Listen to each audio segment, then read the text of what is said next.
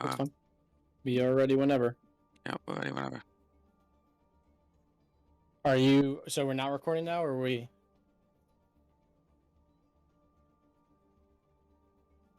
Okay. Worst, I guess we go Yep, on you. I'm ready to go. Give me a count. Hello and welcome everyone to the Tranquility Community Open, the second one this time around. We are in the semifinals and we do have the first seeded Drifters going up against the fourth seeded Sussy Gaming. So this should be a very interesting match here, as both these teams have some very recognizable players. And in the semifinals here, actually among our entire semifinals, every single team is the highest seeded team from that side. So we have the first and fourth seed here, and the second and third seed on the other side with Lo-Fi Gaming and Regen. So this is going to be a very high level ending to this tournament. And to start that off, we do have Drifters and Sussy to see who will moving on to the finals. And so I am worst cast, and I'm joined by B-Cast, my lovely co-caster here. So what do you kind of have to say about these teams?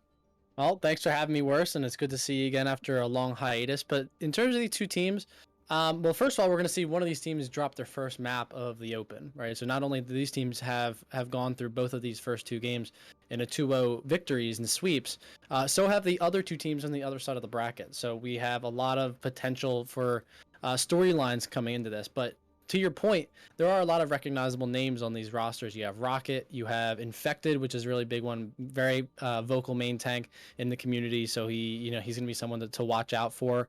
Yamitra is a really good one as well. So a lot of these players are high tier 3.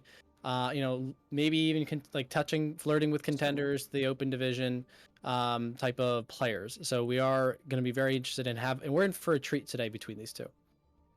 Yeah, and we're going to be seeing if these two teams can kind of battle out and see what ends up happening with that. You said obviously a lot of big names, and we're going to see if they come to clash in such a way that maybe we can have this interesting the semifinals. As you said, both these two teams have 2-0'd the previous opponents. Obviously now it is the semifinals, so we are into that 3-0 positioning. We're gonna not 3-0. We have to. It will be first to 3. So we're gonna see if that changes things up. If we see maybe a map taken off, or a couple maps even, maybe go to that game 5, 6, or 7. Those are potential options here for the first to 3. Obviously, some people don't want to see that, others do. But for us, I just want to see some good Overwatch here, as we'll see what's gonna happen. As of course, as per usual, we will be starting out on control. Everyone, almost every tournament always does start out onto that control map, and it will be Busan to start us out here. And so, knowing that it's Busan, knowing these very different points, what are you kind of expecting going into this map?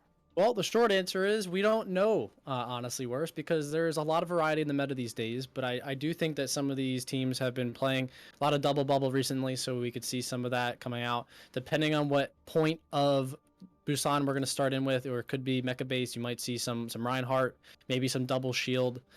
So that has been a lot more popular these days as well. So like everyone's going to default to these basic compositions that have been practiced and perfected over the past couple of years in the Overwatch community, right? And as the kind of the funnel goes up to the top, is with less and less players playing with each other more and more.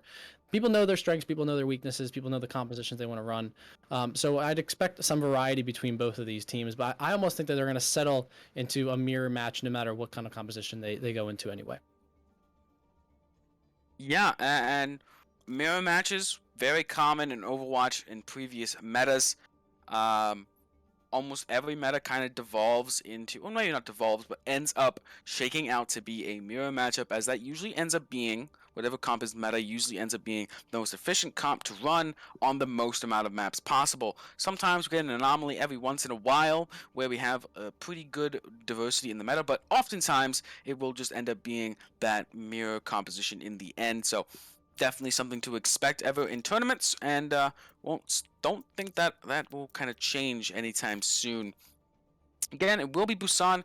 Kind of what points do you think might be an outlier for that kind of thing, where maybe one point will maybe force them into A certain maybe will force composition. them into a certain composition? Yeah, Yes. I want to go back to Mecha Base. I think Busan Mecha Base is a unique one out of the other two. I think the other two points, you have downtown, and then you also have the Sanctuary. or a little more open, and also like with downtown, you have a lot more high ground to control. So you're gonna want more mobile heroes. You might go long range snipers. You still might see some long range snipers, coming out of mecha base, right? You can have a Widow trying to take some long angles, but that's not something that I'd expect to see. So I think mecha base is going to be unique where you actually can play in the Reinhardt. There are very natural chokes for that, right? You want to play a brawl type composition, but sometimes don't want to do that. We've seen people bring out like Pharahs and Echoes on mecha base as well to kind of surprise the other team and be met with pretty good success. So I think mecha base is the one to watch out for to have unique compositions. And the other two, we're going to see some of that double bubble. We're going to see some ball, probably maybe some diva. Could see some Rhine diva to your point earlier in the pregame. So there's a lot of opportunities for playing some of these different compositions, but I mean, we have to get in the game first to see what happens and what these two teams are thinking. Yeah, and again, waiting for that game to start here as waiting for the players to get ready here. Not too big a deal. As again, what these two teams are fighting for. One, the first step here is a chance in the finals. And the second step is that $1,000 prize. Again, a massive prize that any of these teams would love to take home today, and they don't want to lose that here in the semifinals. If you lose in the finals in a close game, that's one thing. But that's one thing. But Yeah. semifinals, you don't really want to go out that early. No. Obviously, a lot of teams didn't make it to this point, so you can say, oh, that early. But these teams were like the expected top teams here, of course. All the top 4 teams left in the semifinals were the top seeded teams in the tournament. So obviously, they were expected to be these winning teams, and they lived up to that expectation. So don't want to drop those expectations as we do start out here on downtown of Busan. And so now we can get a little bit more of that intro, looking more in depth at this map in particular, what these two teams might be running. Yeah, I mean, to your point, I mean, there's $1,000 on the line here, and they have the chance to play either Regen or Lo-Fi Aim in that championship game, right? So their work is definitely cut out for them. As we see some teams starting to get the heroes selected here, there's still 24 seconds, so you never know what they're going to do the full swap. But you see Drifters starting out with the Ball Sigma composition that was really popular early 2020 or throughout all of 2020, honestly, from Contenders to even Overwatch League, with the Echo Tracer is honestly a classic one, as you see. Of course, they switch over to the dive. Yes, exactly. So the Winston Diva dive, pretty classic. But look at the difference here between the Rhine Diva Rush versus the 6-man dive. So this is something to keep in mind, is 2 different types of philosophies. They get to that side on the right as fast as possible with that Symmetra. They don't quite end up doing so, but they do force out Drifters. Drifters can't get into that right room, and that's exactly what they would have wanted to be, controlling that area. Instead, you're going to have a lot of that poke coming down onto Rocket and Maxwell, and see if they can find any amount of significant damage. Haven't found it just yet, as they are just poking away in that room. Now they're going to be pushing out. Here comes the kite back as Rocket does find his life gone. Dyslexia takes them out with more of the mini Pharaoh Rocket that many might need to actually start fearing, as Infected is next to follow. They've lost a lot of that poke damage with that Tracer, and with that threat gone, they managed to push onto the point and they take the first cap. Well, I think what's really smart by Sussy, though, is that they hid in that back left corner around the Mega until the point unlocks, right? There's no reason to go and subject yourself to any unnecessary spam damage from Maxwell or Rocket's flanks. So what's more interesting is how they want to try and retake this now that they're kind of owning the point. They have the high ground here control. Bedtime Story is almost coming up on that high noon. So, how are they going to jump in here? Maxwell almost has that duplicate copy ready to go as well. Yeah, and with that copy, he'll be able to create a lot of space copying those tanks, as right now, just going to be the dive coming in here from Infected. He'll get his life instantly taken away. The supports are already low, and they're going to be losing their life as well. Yes, they trade out the Diva mech, but that's not going to be enough. They're still going to be losing this fight here, as the Diva forced to reset off that map. And again, point control will be staying in Sussy's corner. Yeah, almost halfway here on this control point. And I thought that the fight was basically over the time, Infected tries to dive Bedtime Story in that back line, but the peel was there. Bedtime Story gets that kill and just kind of falls in from there. So Diva is already back in the game. Maxwell still has that copy and is already going on the Diva there. Yep, already onto that Diva. That's a very sticky copy. Not only does it help, but also have that bomb behind who goes out. Doesn't find quite anything yet. The beat is there, though, from Autos to keep everyone alive. The bomb in the backside, but the Echo does find themselves on the ground. They don't manage to get much off of that copy, but they do create some space. It will be Otters going off the map, courtesy of Neptune. Lucio kind of asserting their dominance there as the Symmetra's already gone. Infected going on a rampage a little bit, doing a lot of damage, and the DPS will clean it back up on the backside. And now finally, after 82% has ticked up here for Sussy, Drifters finally make their first headway on at this point. Yeah, and now, I mean, they did cost them a lot, right? They used Duplicate, they used the Beat, they were able to get some boot kills as well. So really the only tool they have here is the Demetrius Coalescence, and that's really for the ultimate aggro type of position, right? So it's all about how they're going to scout this intro, and here we go. Right now, the Coalescence is going to be quick out here. It's going to put a lot of damage and healing throughout the entire both teams there, as Symmetra will be the first one losing their life, followed by that Lucio. Reinhardt, not so lucky as well, and actually going to be managed to force out that bomb. That's probably the best you were going to get there in that situation if you are Sussy, so at least you force out that ultimate. It's very good zoning. Now it's off the table, but again, still going to be counting up on the percentage, and that's something you never want to see. That's a good stagger there on Fuga, but either way, yeah, you're going to see almost coming up to around 50%. Now, they switch over, Dyslexia switches over to the Torb, which is pretty interesting, going over from that Symmetra. So, yeah, I don't really know what the Torb idea is here. I mean, just try and be even more anti-dive than they already were with the turret, with the shotgun right-click from that Torb. But, I mean, already going with that stick, and that is probably a hard reset already. Yeah, they're going to find that stick. The McCree is down. Now it's going to be just them pressuring forward. Yeah, the Coalescence also going to be going down into counter. They can't quite find it just yet. The D.Va will be copied. Now a lot of damage onto the front line coming in from that D.Va, and soon to be that bomb, obviously.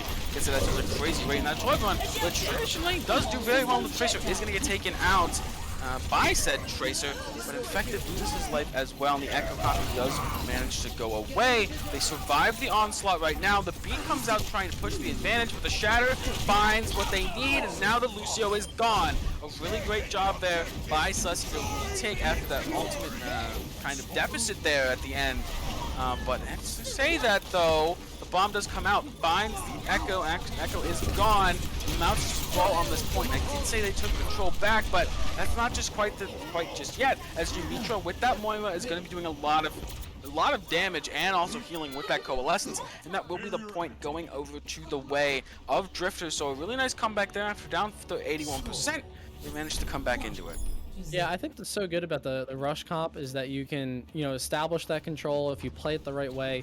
But it's so hard to regain that control once the other team, especially with a team that is like so highly mobile like this one is, has ultimates and is taking fights in a really disadvantaged spot for you, right? If you're Sussy Gaming with that Reinhardt comp. And also, I mean, it seemed like in that last fight that they refused to die and reset, right? That fight lasted, over 30% all the way up to overtime, and the trades were coming in, so they thought they can, frag it out and try and clutch, but obviously it wasn't the case. And now Drifters has that 1-0 lead, but you're gonna see both teams coming out with that Reinhardt composition like we talked about before the game here on Mechabase. Yeah, Reinhardt, D.Va, classic on this map, but also going to be accompanied by that May. Rocket going to be getting the first wall off here. Does find the Reinhardt, puts him in that corner. He's going to be taking a beating, but they managed to save their lamp. And now the lamp here from Demetra is gone. The charge does go forward. In fact, he finds himself in a really bad position as he loses his life. And to follow will be his team, as he can't really do much without that shield in front of you. Yep, it seems to be an already won fight for Sussy. And yeah, Infected going for that charge kill misses Jason. I think he was just already above him. And I mean, that you can't be in that corner, right? Because it's an easy kill for Sussy.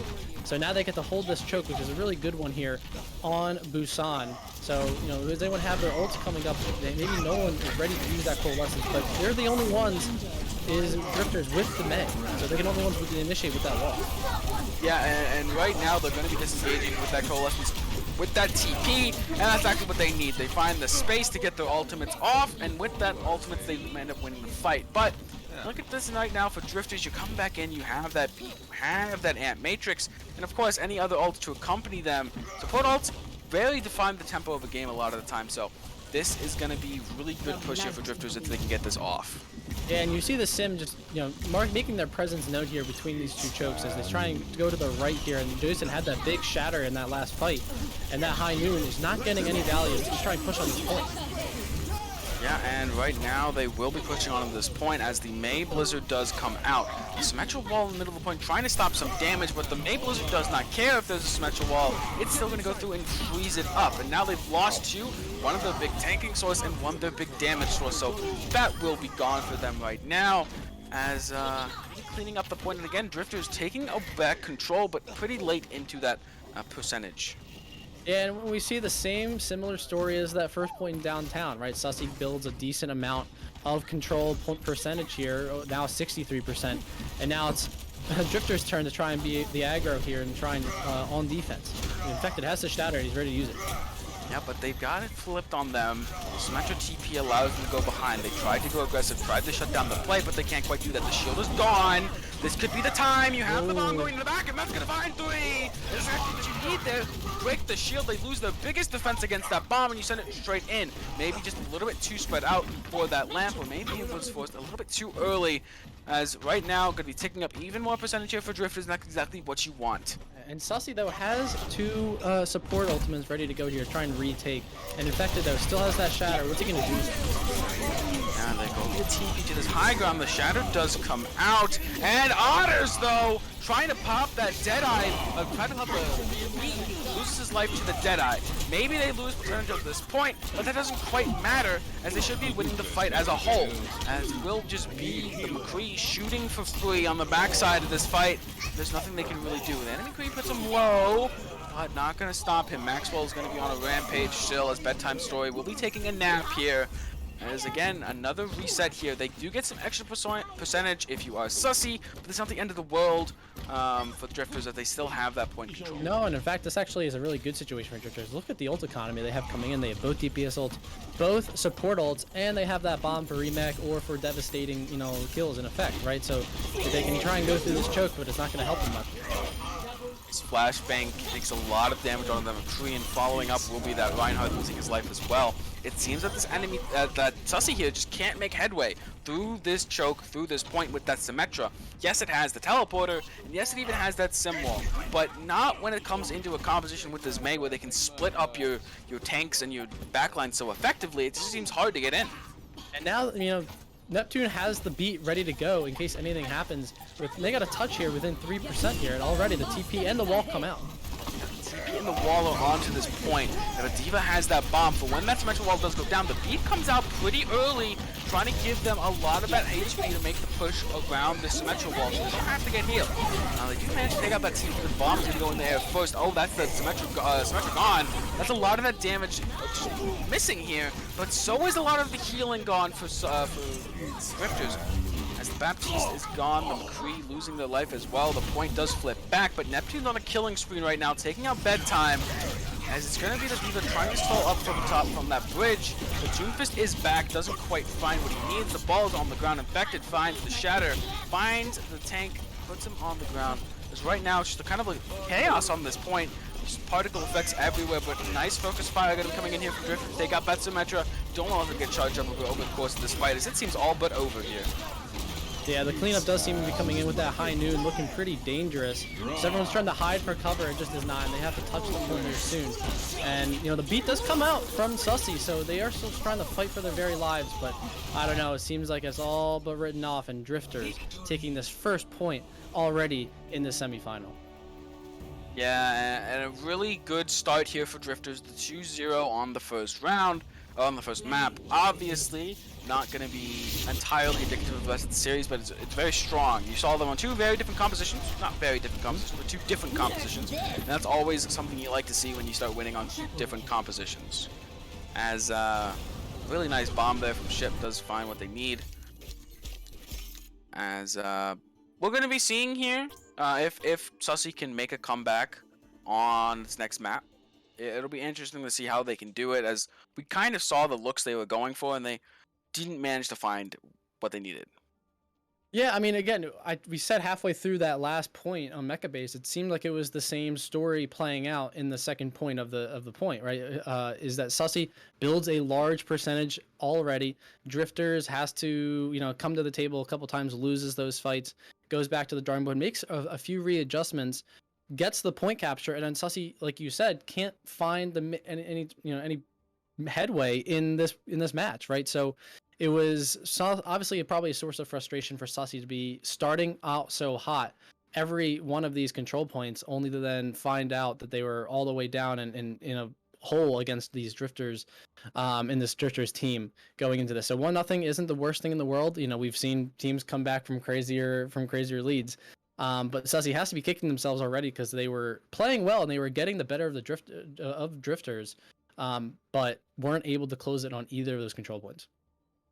Yeah, and some statistic that's always brought up when you hit control points that you always hear is like first point, first cap, always like, or first fight win, like has a higher percentage chance of winning the map, or like has such a high percentage chance of winning the map. But that doesn't prove true here for Sussy, as drifters managed to beat the odds there, as it will be going on to Assault next, also known as 2CP.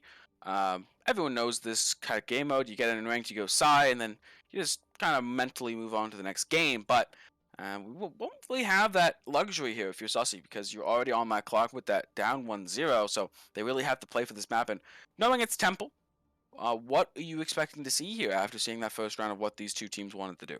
Well, we saw that the drifters came out with the dive composition with on that Monkey Diva. I'm sure that they might start off on this defense with that Monkey Diva as well, just trying to control the high ground, control the platform level, any type of rotations that Sussy might try and do, just try and catch them in those rotations. But they can also go with that double shield as well, right? Just do like Orisa and Sigma with a lot of more like long range damage with like the Zenyatta as well. So that's a pretty good one here as well. So they have some options to play with, at least on defense. You might try and go with the rush comp if you're Sussy on the attack, right? Try and make that rotation through that left hand side, try and go through that platform, get onto the point that way, or even just TP on the point if we've seen some Symmetra being played pretty often so far in this matchup. So I mean, they have options here. There's variety to go with, and I have to assume that there's going to be some type of mobile composition that drifters are going to come out with, but you never know what's going to say. And I'm completely wrong, as you can see, as the analyst here. I'm completely wrong, as Infected and Chip coming out on that double shield on defense already. We can't all be able to predict the future, but that is the prerequisite for being an analyst. So kind of unqualified. I'm just kidding. If anyone couldn't tell, no, analysts do not have to predict the future. I mean, watch any sideshow cast. As we do see here, we have double shield, as you predicted. Actually, there's a prediction that came true. We could see the double shield on this defense. Oddly, not oddly, but I did say that rush comp for the attack would be very likely. So a little bit of prediction going on, but interestingly, right. No Junkrat. You know, Junkrat's something. Yeah. Right here. I like that. I like Junkrat. My ranked games love Junkrat. That is true. It's true. And, we're gonna see what can come up here as this rush composition. Already going with that sim again. Dyslexia really does love that sim, but they're always gonna funnel into this choke and take a lot of damage out. If that was a Junkrat, that'd be a lot, even more damage, but Echo doesn't really care. Look at that, already 65% essentially with that ult charge. Yeah, and this is a nerfed ult charge, by the way, so this is through a nerf. They still managed to do it as the Ashe and the Echo here are just gonna rain so much damage down into this corner. It's like playing against better Pharah, really. It's what Echo really just comes down to. And when you play against a Pharah, you never want to be in that room. So playing against an Echo, doubly so. Don't want to be in that room. And the Ashe is just there for added damage. They do lose the Mercy, but they'll be flying right back with that Guardian. You see the Fuga switches over to the D.Va, just trying to mitigate more, maybe that the suck as well as some of that damage and the spam coming from this defense, as they are able to again TP back onto the point here.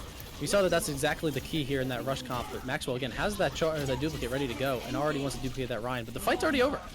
Yeah, the fight's basically already over. They bait out the duplicate, so I guess that's something you get from that, but everyone else on this team is going to be getting even closer to those ultimates, and once the defense here can start getting the ultimate rotation online, it's going to be even harder and harder to get through that choke.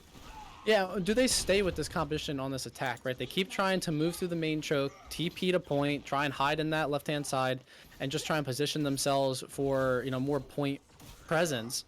But, they have the Bob maybe put some pressure on that point while they make this rotation here instead of using the TP. But, like, they have Flux ready to go. They're going to have their own Bob ready to go on the side of the Drifters team. So they do a little bit of a baiting here, try and rotate to the other high ground. Baiting. So, but I don't think it's really going to mean much, and it really just ends up being more wasted time. There's already 2 minutes left, and they're already down one, or really did down their Bob. And bound Bob. Yeah, they've lost the seventh man. The seventh man would have been up for Rocket if he hadn't been taken out by Bedtime Story. That's a massive snipe. You lose a really strong defensive cooldown in that Bob, but Maxwell on that Echo going to be doing such crazy amounts of damage, and Rocket's back in the fight. You now have that seventh man back up available. That seventh tank, third tank really, back and alive here for Rocket. But you do lose Infected, your actual main tank. As right now, it will be Maxwell getting chased down by this ball. Shouldn't lose his life, but that might be untrue. Instead, nope, it will be Nolan losing their life as Maxwell just floats out there safely, still pressuring down. And you gotta wonder, is this Symmetra worth it? Is it working? Why go for that in Ashe over something like a Tracer or a Doomfist, a Reaper? Well, it's hard because there's only a minute left, and look at the ultimates on the side of this defense. They have both these DPS ults to copy again. No wonder why Maxwell can just throw out those duplicates, because he can just get them all again. So let's see if Rocket can get res. I don't know if they have it ready online, but the attack seems to be getting a little bit of ground here. Yeah, the Qs are going out, but the counter Qs as well. You do have something that Lucio offers that Mercy does not, and that's a massive defensive cooldown. The Mercy's gone though, so not much to do about that. You do see all the ultimates ending here as now just clean up on that point. You do see Ojason, Ojason, same thing. It's stopping over to that ball, trying to get around, move to mobility, and he'll be sticking on it actually, which is interesting. Close to that mines is perhaps what he's thinking.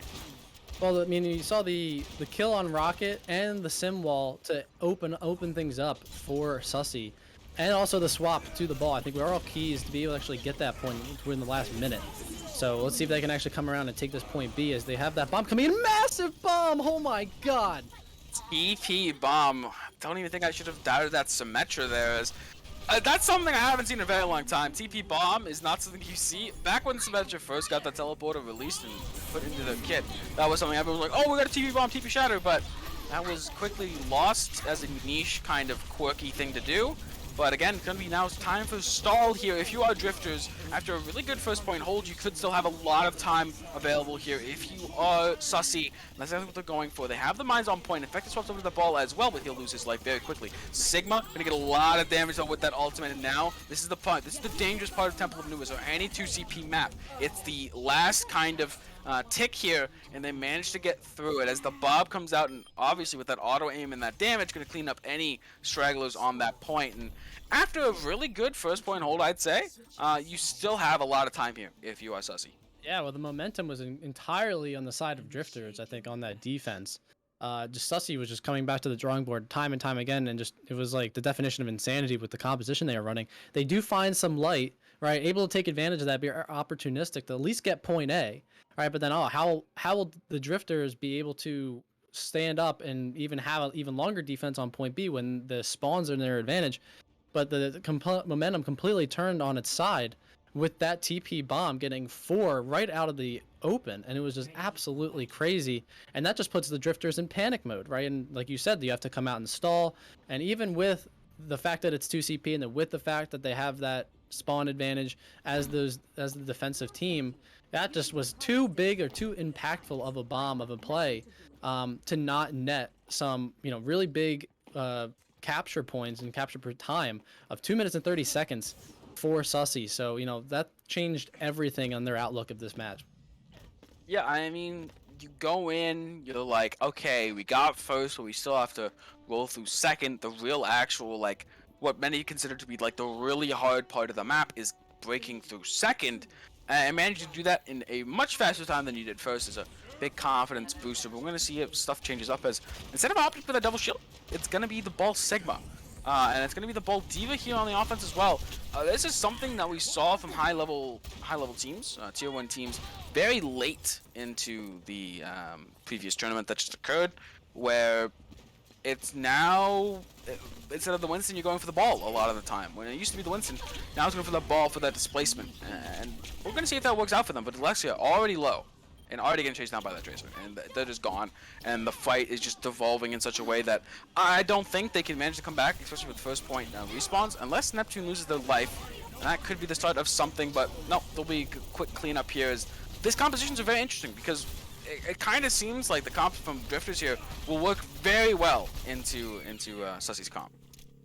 Yeah, I mean, I think for sure that Drifters came in with just a better executed game plan. And Rocket finding an early kill on that platform onto Nolan, I think, was a really big key. Your main source of healing is just already out. The kills coming in from there. They had to retreat back into that hole, and already the attack is getting started on point B. So they are wasting no time with over 5 minutes and 45 seconds ready to go. Just actually swaps over to that Torb again. Seems to be a comfort pick for him. I mean, the Torb and the Symmetra is what we've seen most from Dyslexia as the ball. The fact that they're going to be rolling through, going to be living for a little bit longer, but they do have the Bob available for the dash, and that's going to really stop this composition, because there's no way really to deal with that Bob outside of a hack, and with that turret alive, it's going to be really hard. Oh, as I say that, though, they do have that EMP up. They stick the Zarya, taking them out again, losing that 200 HP, puts them in that Pulse Bomb range, and now they do have a way to deal with that Bob. It's called a hack, and they put him in a bomb as well. It's now really large control of this point for the Torbjorn. Paying off dividends already as the Tracer is gone. Infected will be rolling around on that backside looking for some damage, looking again for that next mines. But you've already used a lot of your ultimates here if you are Drifters, and you still haven't made too much of a change in this current fight, as everyone is alive here for Sussy. Now you just have to run, as you've lost even more members for yourselves. And now you kind of ask, is that ultimate commit for the tick? Some might say yes.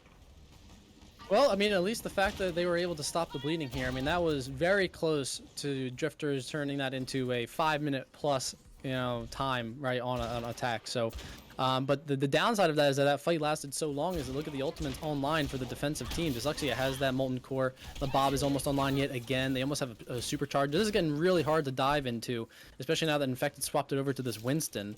So, I mean, they also swapped over Maxwell to the Reaper as well, right? So a little bit more high impact in the face, but there's a lot of ultimates to negate some of this.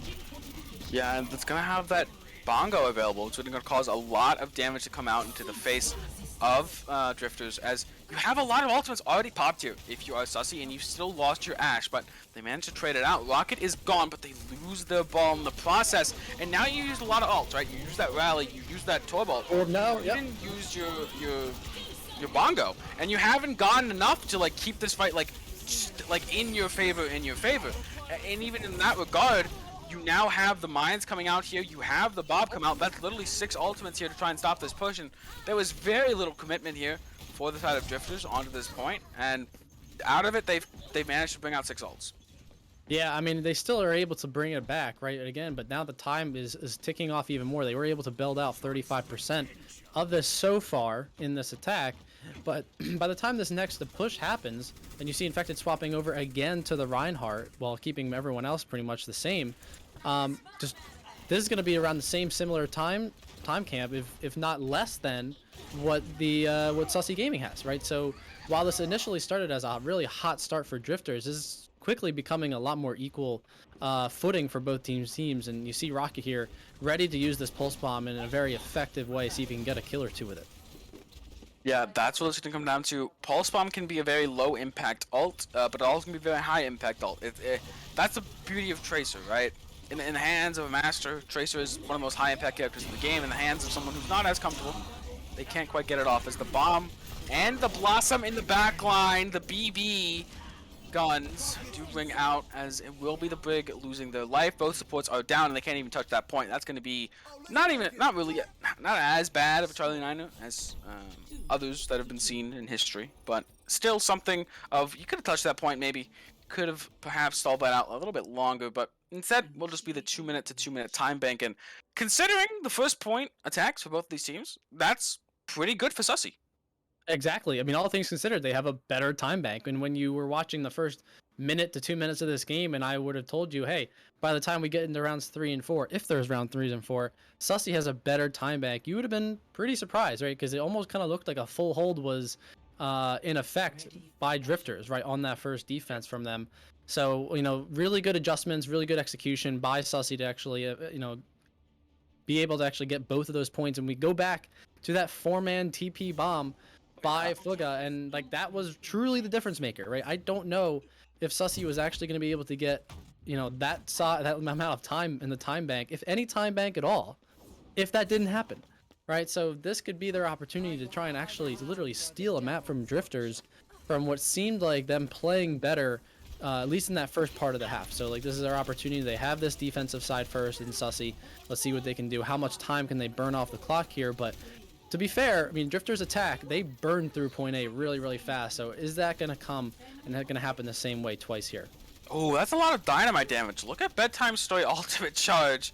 Oh my Already God. at 40% just off that spawn, and doesn't even get punished for it. So you got 50% on the Bob here. A very strong ultimate into this kind of composition. They don't have the Sombra anymore, so it's going to be hard to burn the Bob.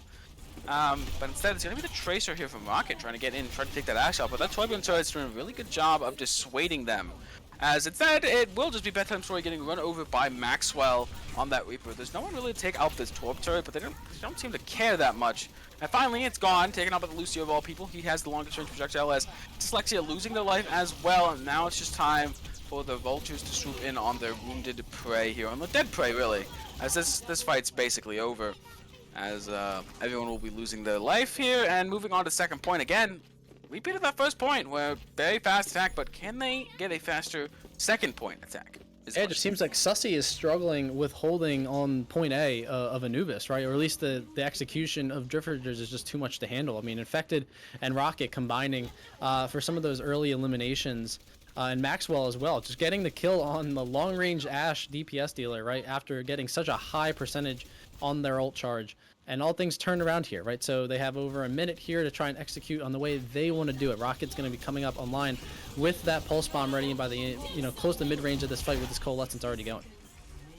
Yeah, and the Bob already out here again. All that ult charge accrued in the first couple seconds of the round pays off dividends here, as getting that Bob out earlier on the field is going to allow them, as it will be looking for the stick on the brick, doesn't quite find it, and Rocket in fact loses their life. The wall, the greatest enemy of this Tracer right here.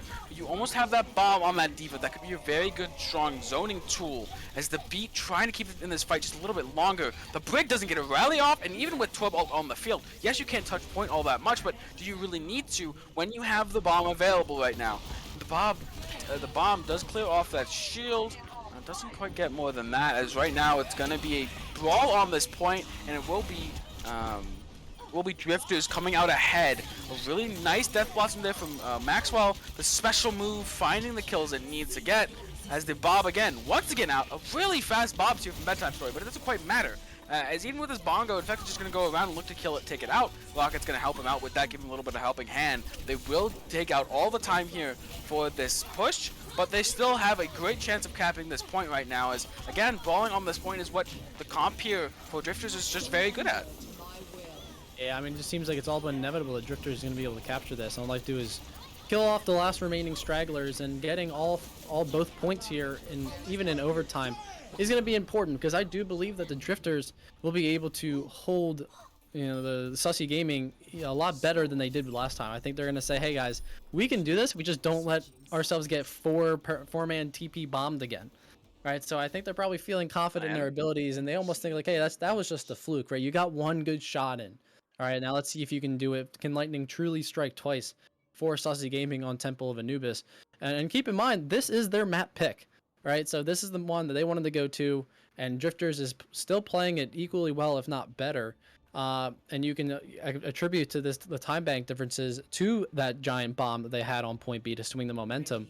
But now the momentum has swung back in the side of Drifters, having two dominant victories in succession of both points A and B on that round 3, right? So now it's all eyes on Sussy Gaming to see if they can make their attack as effective as Drifters, and see if they can force another round on this overtime of Anubis. And something interesting that we're seeing here, we're actually seeing them swap off of the double shield and away from the Echo as well. And it's going to be Maxwell with that Junkrat. Perhaps they expect the Torbjorn. Perhaps they're thinking, they're not going to run that sim again, so it's going to be not harder to run the Echo, but less of a, less needed to run the Echo, where you can kind of space away from the Symmetra. I mean, both of them do very well on the Symmetra, but maybe they're just thinking, Junkrat, Anubis, the classic. Yeah, exactly. I mean, hard to find fault in wanting to go with Junkrat here, right? Especially with the certain chokes they have to go, but it doesn't seem like they want to go through those chokes, because Sussy Gaming can just go in and around them with the more mobile composition that they have. So it's almost like the tides have been turned in the beginning when they were running the more immobile composition on their attack. Yeah, and I mean, looking at this ball, trying to get access to this back line, he's going to take a lot of damage for his efforts, but the slam he does fine. And they even find a D.Va mech to topple it. Yes, they trade out the Torbjorn, but Oh I'd my say the god. D.Va is a little bit more effective. The Torbjorn, though, himself is a little more useful than that Torbjorn too. It's It's hard to 2-tap. push in. Yeah, gets just absolutely 2-tapped right there as everything just going to be just thrown onto this high ground here if you are Sussy Gaming. And Dyslexia instantly swapping to that Symmetra. It seems to be one of the best comfort picks for Dyslexia here. Constantly wanted to go on that Symmetra as there will be a duel on that top side. The D.Va and the Lucio battling it out, and it will be the Lucio forcing it away as the backline again, once again, in danger for Drifter, so they have to protect them effectively. As Infected loses their life, they don't quite get the healing they need, the resources they need fast enough, but Maxwell is still kind of a menace. Still a menace. Close to that tire, yeah, and I think the tire here, if they are able to get it, can change the tide of this fight. Just enough time for Infected to swap the ball and get back to the point, as this tire does come out and gets shot by the Bob itself. So that is hard to see, especially when you're negating that ult with an ult of itself. So that's going to hurt, as it seems like trades are coming in between both teams. Do get that D.Va very late, as the Bob now for Rocket is out. It's going to be doing a lot of damage, and now the beat is available for Otters. They can easily clean this point up. There's no way Neptune can get back in here and beat. Not only does he not have it, but he's also not alive and on the field at the moment. Here comes that beat, going to give them the confidence they need to push forward onto this point to try and take the space they need. As right now, it really all comes down to the second. They beat! No, they beat on potentially what is a losing fight right now, as the mines are also available here for O'Jason, and this could be a bad idea, right? Because if you go on a second point without the beat, you could actually get steamrolled there, and maybe even force this to a fourth round. Well, it just seems like the Drifters want to try and win this right here, right now, right? And they think that they can try and clutch this out, and if not going to clutch it here, then they're going to try and clutch it in that last round on B, right? So, I mean, this fight is still going. This has been like 3 straight minutes of fighting between these two teams, as Maxwell gets a double pulse bomb kill here as well, but I don't think it's going to be enough. But it doesn't quite matter. Yeah. We're still committing ultimates to a losing fight. I just don't know if it's worth it. Would you rather unless Maxwell swaps right now, would you have rather had that pulse bomb? Okay, he does. He does swap the Reaper. So yeah. Would you have rather had the pulse bomb here on the second point? I guess so. I mean, they have to have some type of game plan coming in, as the bombs and the mines from Infected are ready to go on this defense. They have the amplification matrix ready to go from Mitra. The Bob is available here, but I mean, is it going to be that valuable and that effective? Is going to force everyone to point. But there's only 1 second to go, right? They're going to have to force this fight to point eventually. And in fact, it's still holding on to his mines for when that happens. But it's hard to stall this fight out because Otters is so close to that beat, and that's such a support ultimate that you can't really fight up against a lot of the time. And they even lose 2. Though they get the Ash at least, though, so no much more charge up on that Bob. But again, you're going to have a lot of control over this point, especially with that Symmetra ultimate. And Otters, with that the beat, you would have much rather had Neptune with the beat right there instead to counter that. But you don't have that right there. Instead, you used it on that first point.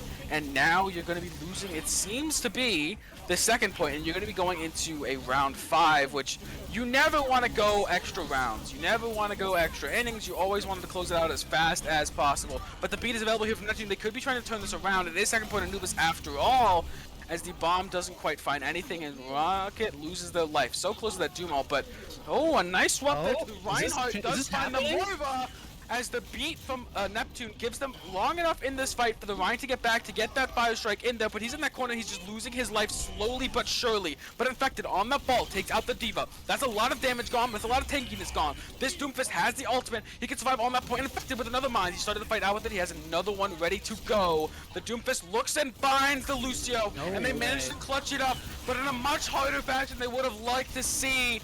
As it looks like it's all but over here, they will be going up 2-0 unless a absolute tragedy does occur. Another ult available here from the Symmetra, and again, the wick is so low here, trying to shield dance his best against his rebound, he can't quite do it.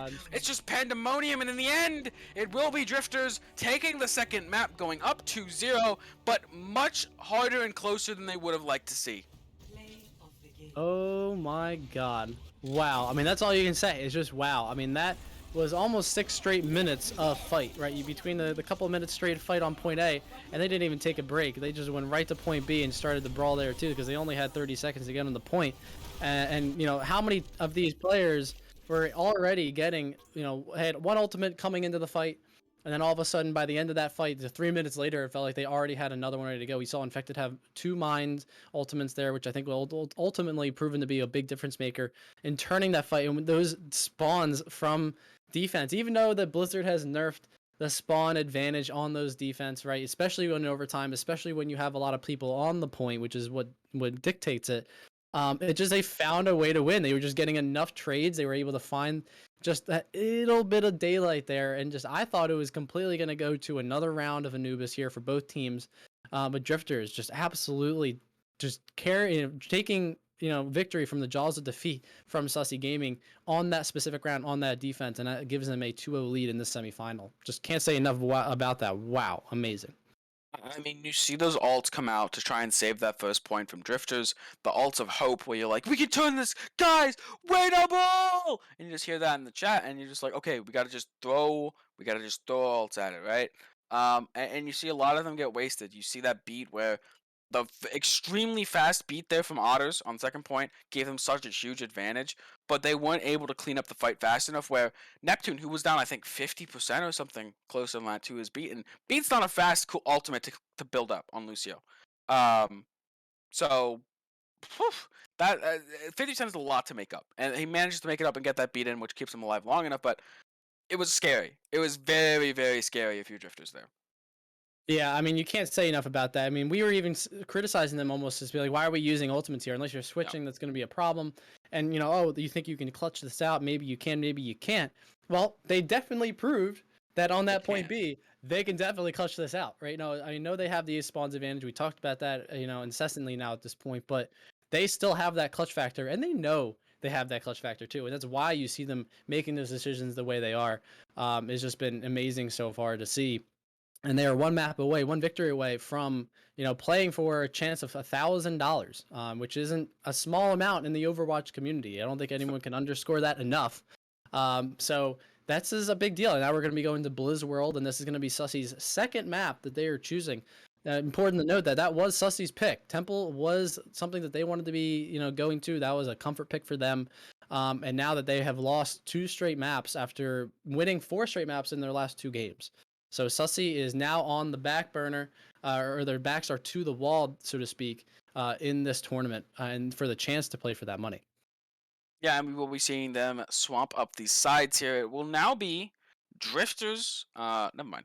Um, Never mind. Disregard everything I just said. Don't worry.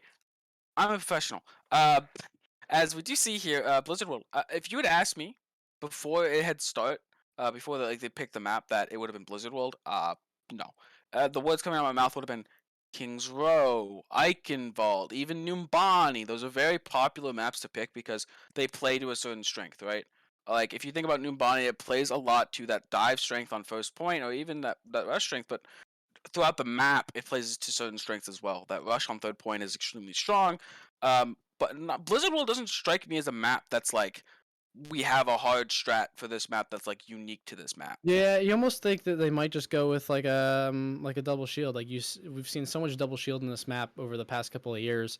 Like you almost have it ingrained in your head, like the rotations you make with like the Orisa and the Sigma, long range hit scan in that Ash. Maybe you have some Bap Zen coming in as well, especially like if you're on second point in the streets phase, you're taking that high ground. The other team takes the high ground all the way to the other end. It's almost like a ground war. Everyone's trying to have this long range, warfare across from each other. So like there is some opportunity for different compositions here, like, but I mean I see a lot of double shield here. I think we can even see Monkey here on the attack if you want. Definitely, I don't think we'll see it on the defense.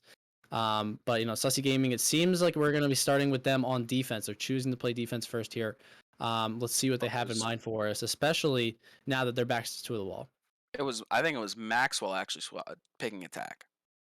Is it? Which it was Well, there Maxwell we. picking attack from Drifters. So maybe drifters Um, have some type of Not idea something coming you here. see often. I'm gonna be honest with you. I would not pick attack first, and Mm-mm. on any team I've ever been on, we never pick attack first. You always basically, unless you're like hard stomping a team and you just want to play more. I mean, I'm not saying that's what they're thinking, but that's what I've thought in the past for teams. Um, so yeah, picking defense, picking attack here is a very interesting strat. Like, because normally you want to pick defense, you're going to set the pace of the map. It changes wind conditions a lot of the time. Um, so I think it's a very interesting, and I think I want to know what the decision making behind that is.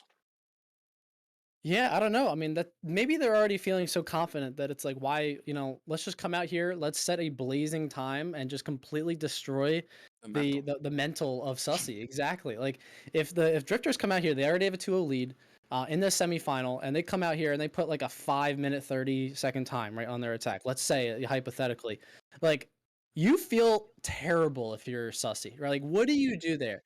You are at a level where like you're either blaming each other, you're toxic right now, or you're boomed. I mean, you really would have to be, especially either whether you're at yourself or at one of your teammates. Something's not going right if you're letting these people get such a crazy attack time, and that's already putting pressure on them. So it's a bold strategy by Drifters, obviously from what we've been saying, but I mean it could work out for them, and they're feeling very confident coming off of that very clutch finish to Temple of Anubis. Yes, as quite the boomer Overwatch player when it comes to Overwatch, um, playing a very long time. I've been boomed many a times in my days. Um, it's not fun. It's a rite of I- passage, honestly. It's a rite of passage, honestly. If you aren't playing in a tournament, OD, whatever it is, and you aren't boomed immensely at one point or another, then bam, that's just like it happens. It's gonna have that match sometimes. Sometimes you're just sitting there in the corner, just seething underneath the skin. There's nothing you can do about it, really. And especially like, yeah, like you're saying, more than, and we've been in tournaments enough. It's like if your team is losing, especially if you're down losing in the actual match, not just the map itself, like things get quiet. Things get awkward because like people are thinking things they don't want to say out loud, but they don't want to do it in the middle of a tournament, right? In the Like middle of Beak's an throwing it. official. Beak is just throwing everything. Yeah, Like, I why mean do we that's have this Beak guy on main tank? exactly. I'm sure all 5 of my teammates have thought that at one point, if not at the same time, Why many is he not times. getting beat? Like why is he not getting beat? Like what's No. going on? Well, I just like to play the Um, game on hard mode. I don't need beat. oh, you don't need beat. Okay, Yeah. okay, cool. But back to this. We will be seeing more Symmetra from Dyslexia. Um, I think this shouldn't be a surprise. I guess. Seen so much sim, much more sim than I would have expected. Honestly, on the maps that we went to, on Hanamura makes sense. On Control makes sense. Symmetra very good for that. On Blizzard World and Temple of Anubis, not so much. Yeah, I mean, and I think this interesting is just like the Orisa Diva here. Just try and play a little bit split, have that high ground control on the left hand side for that choke as they enter, versus having the downrange pressure of the Orisa. Look at all that damage already into infected. He has to use his bubble already. Look how low he got. Playing main Oh tank, man. my god, exactly. Well, that is the main tank experience, but you can see this is exactly like the kill Winston composition here from Sussy. And it's already being pretty effective. Is Dyslexia just trying to hang back, throw those spammy orbs into the choke, just waiting for when that dive comes in so they can already use like a TP out, right? Just try and make sure that the positioning of this team is of paramount importance. And infected going low again. Just look how much damage he takes. When you're pushing forward as Winston and you're walking up, you're gonna take so much damage. Your hitbox is so big. Not even just your body hitbox, but your headshot hitbox as well is massive on the front of your head. So what I like to do is I like to play like an emu or an ostrich, where I just shove my head into the ground permanently when I'm walking as Winston. Now we get to jump in. We get to actually play the game of a Winston, and we managed to find a really nice dive here onto the Symmetra, taking out the main damage source. We still have to worry about this Ash, and Infected loses their life. They're going to be taken down by that Diva. Really nice peeling for their Baptiste. There's still some threats available here for both sides, and nothing quite set up yet as Rocket is just searching for these supports, trying to find it. But the Mercy and the Baptiste, both of them have something that lets them get away. The GA, the Moon Boots, as I like to call them. And now this fight is kind of in a standstill. Very slow right now. Ship loses his life. Infected just come back, but not in time for his off tank to be there with him. And now we're in full just reset mode here. And If now you are we see the fact that Sussy wins that fight, and they have to reset, and even Infected is able to get out, to a certain degree. Keep in mind where Rocket is and where Maxwell is. They actually were back behind the point even after the fight. They knew the fight was lost, so they might as well just hide back here and get a good position you know, to be able to come in from a different angle in this dive that's definitely going to be coming in. But Infected needs to get healed up first. That EMP almost online with the Coalescence is exactly what they want to do for this next fight. On the Symmetra, trying to push them out. The TP is gone. Could look for some sort of a pulse bomb, but that lamp is looming. They do have the ultimate out here for the Orisa. The Bongo going to be so much damage, but it doesn't quite matter. Everyone is losing their life, and something that is missing from the side of Sussy is a defensive ultimate like beat. You just don't quite have that same oomph, that same, yeah, we're going to just win this fight with 2,000 more HP collectively on all our people.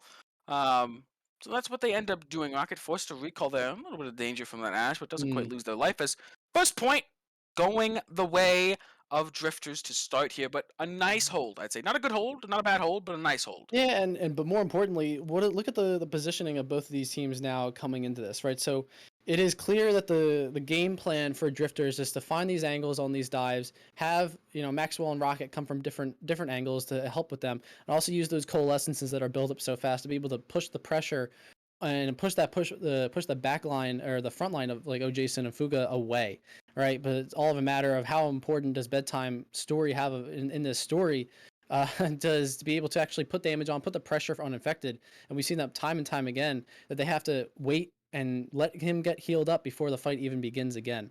Is that EMP comes in and already only gets 2.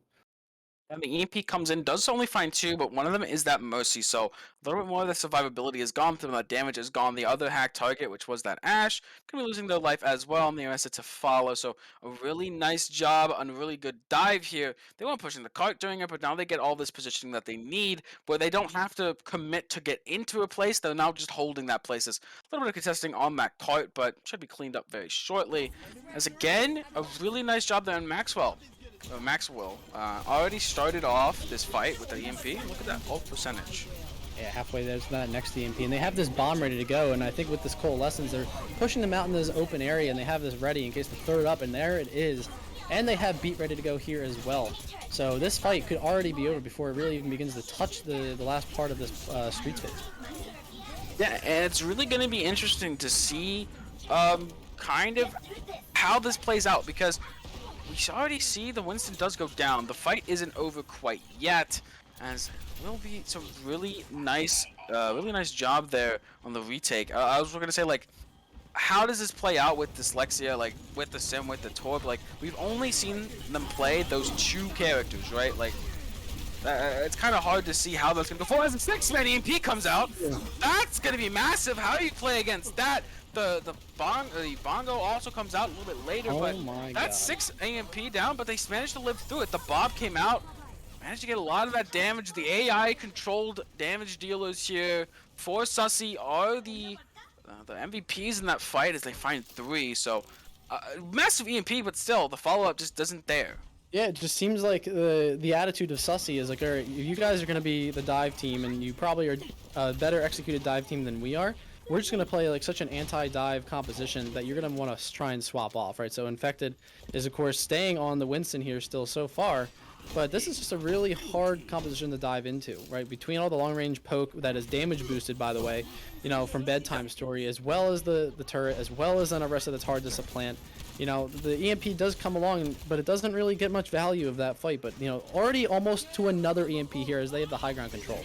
They have the coal to aggress, and that's exactly what they'll do. Another Bob available here. That's the power of the damage boost on that Ash. It's going to give so much damage, but even so, it's going to be Rocket finding 2, that Tracer. He's been so consistent at finding the picks that are needed, and this fight is in Drifter's lap, but they lose their Monkey. Both tanks are down. The bomb comes out. If this finds any amount that's actually massive enough, it could end it right there, but it just doesn't. As instead, the stall trying to come out at the last second here, but the Mercy's going to be really low. A really nice job of them, as long as possible, but they don't quite find keeping them out alive the entire time. The beat, though, is going to be massive. It's going to put them all into a really big part here. Still contesting at 0.01 meters.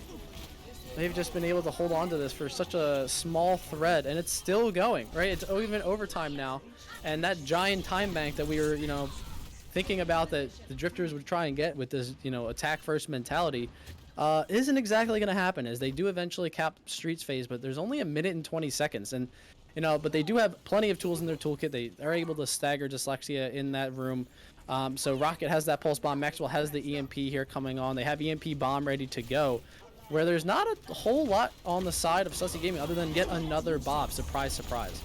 Yeah, and they have that EMP. They're gonna throw it out early. That's 4 EMP'd right there. And no one that was an EMP has like an important cooldown that needs to get shut down by that EMP. So a really, really good job there. They find the pulse bomb in the back line. It puts everyone super low. Takes out all the summons there for the side of Sussy. As right now, the Diva though could be in danger. Could take a lot of damage from Ship. He has that bomb just in case, like the very worst case, just throw that bomb out. Only 30 seconds left. This is the last fight, though. I mean, this is going to be most important. You know, what ultimates from the side of Sussy are going to be super impactful. I think that Bongo, if it lasts long enough, but that bomb from Ship might be the difference maker. He's looking to line it up.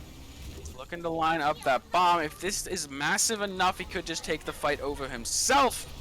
As it no, but it takes enough space. It buys them enough space to push onto this point and really just concert their will. And ending with time here would be massive. That's exactly what they do. It's going to be 8.7 seconds, basically 9 seconds available for them. And what that means is that they don't have to go to the dreaded.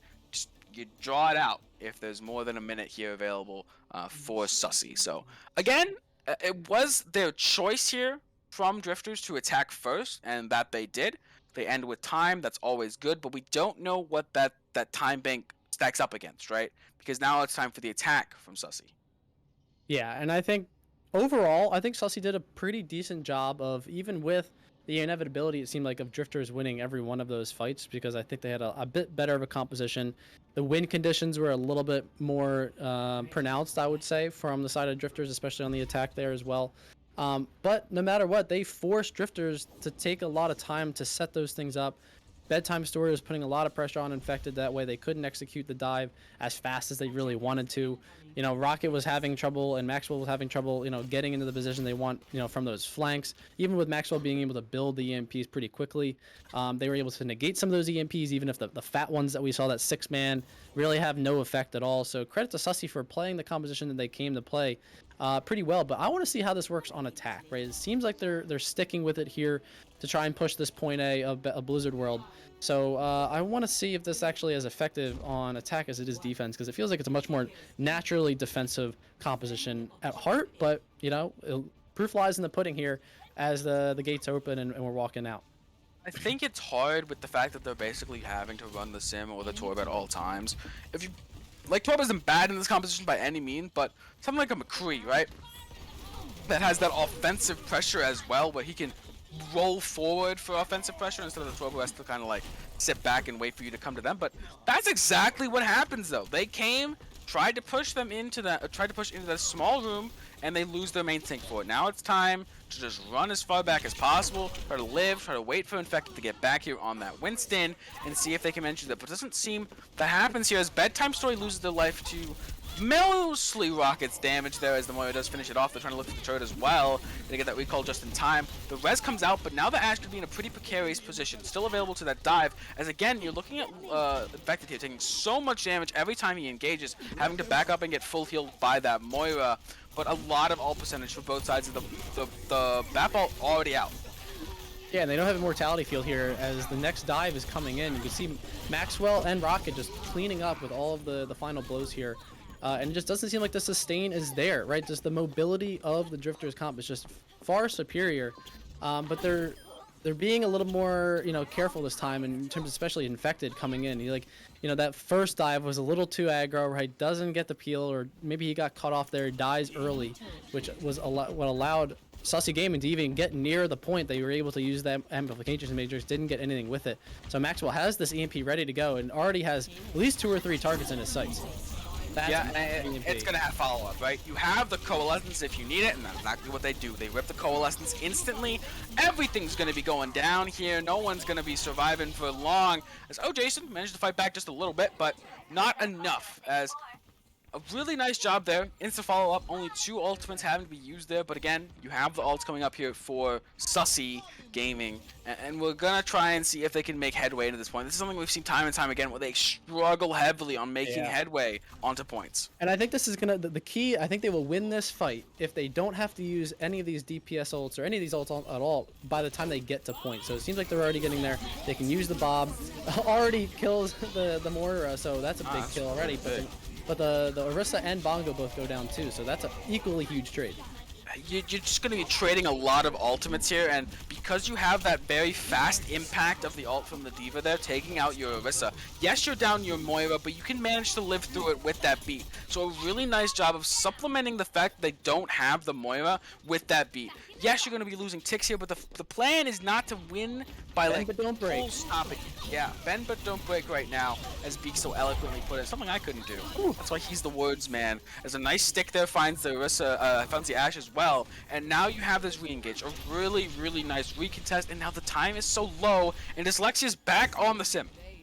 The back on the This is what I sim. was saying. This is what I was saying. Like that fight needed to go to the way of Sussy because of the two type of ultimates they had for those DPS ultimates. They needed to have Molten Core on point. They needed to have the Bob on point. Bongo to be able to support those as well, as Rocket gets absolutely demolished in the backline because they swapped over to the Brig. Otters has this amplification matrix to come in. This is last fight territory. All they really have is a bomb and that amplification, but they have the EMP. If this EMP hits in the right way, this is game over. This is series over.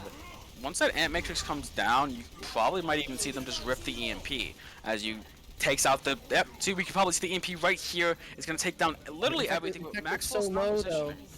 He's not in position to try and take this out. Massive. Now we see it. Now there's the EMP. Absolutely insane. Finds the Baptiste as well as a really nice job to keep this fight alive. The bomb fights too, though. This could be rough. Infected doesn't quite have that ultimate, as it's just the Lucio on the point. The D.Va's going to be buffed up by that Bongo, but that's gone. The McCree, though, exerting his dominance on this point, and they just can't push into it. A massive bomb there keeps the round alive here, as that finds Chu and keeps them up after a really well played dive there from Drifters. That just the bomb finds too many. Yet again, Fugga's bomb gives life to Sussy when all hope was almost lost, right? You know, we thought that was honestly series end. I mean, there's a well executed dive with that EMP, finding those early picks onto the back line, but doesn't seem like that was, you know, there's still more life to give as Bedtime Story gets a high nude as he swapped over to that McCree. And that Streets Phase payload is already going, but they're trying to take this fight in this room. And I don't think you want to take this fight with this composition at that spot. So definitely Infected getting out, probably the smartest idea. I think what's really crazy to me has been Maxwell's ability to just absolutely farm EMPs. Like, he already has another one. He just used one on that first point, and Dyslexia had used that wall, right? I mean, who was like a big threat to him, right? But obviously before Bedtime swapped over to the McCree, but like it was just that long range Ashe. But even with the McCree, he's still getting the. Oh yeah, definitely seen it. And he already has that EMP ready to go online again, as it seems that Drifters is winning this fight yet again. So they're gonna hold in a really advantageous spot, honestly, for this defense, as they can control this high ground. They can drop to the payload if they start trying to move it. It's gonna be hard for the rotations from Sussy to try and move around here, as they really want to stick with this Orisa D.Va composition. I think it's really unique and interesting. Can't say I like it, so to speak, from a personal perspective, but it's gotten them work done so far as that EMP hits again. No with a shot. We're EMP. playing Bastion right now, as we see the 6-man EMP come out. The Bastion finds 1 kill, but he should be losing his life very shortly. That he does, the Orisa loses their life as well. I don't know if Bastion's the idea. One of the most susceptible characters to that EMP, as it And puts Hack. them completely, and Hack in general, as it puts them completely out in the open.